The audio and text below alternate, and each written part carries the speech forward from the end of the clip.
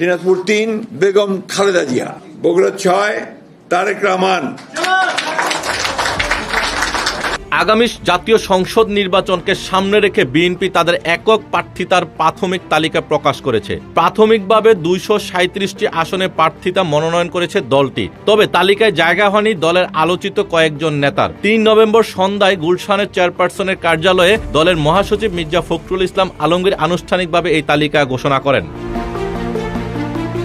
ঢাকা ৯ আসন থেকে প্রার্থিতা হচ্ছেন না দলের সিনিয়র যুগ্ম মহাসচিব রুহুল কবির রিজভী। তালিকা থেকে বাদ পড়েছেন কেন্দ্রীয় সহ আন্তর্জাতিক সম্পাদক ব্যারিস্টার রুমিন ফারহানাও। ব্রাহ্মণবাড়িয়া ৬টি আসনের মধ্যে 4টিতে প্রার্থিতা ঘোষণা করেছে বিএনপি। তবে ব্রাহ্মণবাড়িয়া ২ ও ৬ আসন খালি রাখা হয়েছে। এদিকে মাগুরা ২ আসন থেকে মনোনয়ন প্রত্যাশী ছিলেন ঢাকা মহানগর দক্ষিণ যুবদলের সদস্য সচিব রবিউল ইসলাম নয়ন। তিনিও প্রাথমিক তালিকা থেকে বাদ পড়েছেন। দলের সর্বোচ্চ নীতি নির্ধারণী ফোরাম স্থায়ী কমিটির 14 সদস্যের মধ্যে এবার প্রথম পর্যায়ে প্রার্থিতা হয়েছেন 10 জন। বাকি সদস্যদের মধ্যে আরও 9 জন বিভিন্ন আসনে প্রতিদ্বন্দ্বিতা করবেন বলেও জানিয়েছে দলটি। 21 জন ভাইস চেয়ারম্যানের মধ্যে প্রার্থিতা হয়েছেন 7 জন। তবে প্রাথমিক তালিকায় বাদ পড়েছেন আলোচনায় থাকা শামসুজ্জামান দুদু ও আসাদুজ্জামান রিপন। দলের চেয়ারপারসন বেগম খালেদা জিয়া এবার 3টি আসনে প্রতিদ্বন্দ্বিতা করবেন। তিনি লড়বেন দিনাজপুর 3, বগুড়া 7 ও ফেনী 1 আসন থেকে। এদিকে প্রথমবারের মতো নির্বাচনে অংশ নিচ্ছেন দলের ভারপ্রাপ্ত চেয়ারম্যান তারেক রহমান। তিনি প্রার্থিতা হয়েছেন বগুড়া সদর 6 আসন থেকে।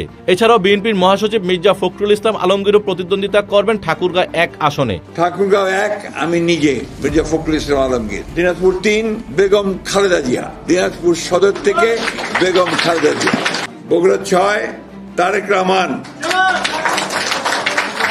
বিএনপির প্রাথমিক তালিকা ঘিরে এখন সরগরম রাজনৈতিক অঙ্গন। দ্বিতীয় দফায় আরো 63টি আসনে প্রার্থিতা নিয়ে এখনো সিদ্ধান্ত হয়নি। এই আসনগুলো প্রার্থিতা না দেওয়ার কারণও স্পষ্ট করেছেন দলের মহাসচিব। তিনি বলেন, আমাদের সঙ্গে যারা গত 16 বছরে যুগপৎ আন্দোলনে ছিলেন সেই দলগুলোর সঙ্গে কথা বলে এবং এই আসনগুলো তারা আসতে পারেন অথবা আমরা আমাদেরগুলো চেঞ্জ করতে পারি। তারপরে দ্বিতীয় দফায় বাকি আসনগুলো চূড়ান্ত করা হবে। যে আমাদের সঙ্গে যারা যুগপৎ আন্দোলন করেছেন তাদের যে সমস্ত আসনে তারা আগ্রহী, সেই সমস্ত আসনগুলোতে আমরা কোনো প্রার্থী দেইনি। আমরা আশা করছি যে তারা তাদের নাম ঘোষণা করবেন। আমরা আলোচনার মাধ্যমে সেগুলো আমরা আরো চূড়ান্ত করব। 237 আসনে প্রার্থী তালিকা প্রকাশের পর বিএনপির ভেতরে শুরু হয়েছে নতুন রাজনৈতিক সমীকরণ। এখন নজর সবার পরবর্তী পর্যায়ে তালিকায় কারা থাকছেন কিংবা কারা বাদ পড়ছেন। Tanvir Ahmed, news desk, Ittefaq.